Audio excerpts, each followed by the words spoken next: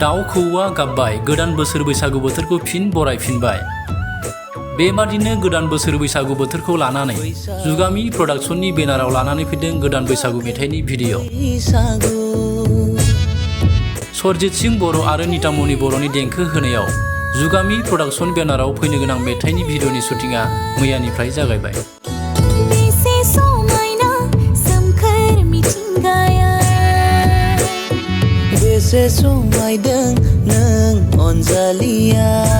फैनो गोनां मेथाइनि भिडिअ'नि शुटिंआव फावखुंगुर महरै सनजय बसुमतारी, फावखुंग्रि महरै जुमि स्वर्गियारि फाव खालामनायजों लोगोसे अश्विनी बर', निकाम बर', सनिता गयारी, उद्धव दैमारी आरो दैमालु बसुमतारी बिथांमोनखौबो फाव खालामनाय नुनो मोनगोन।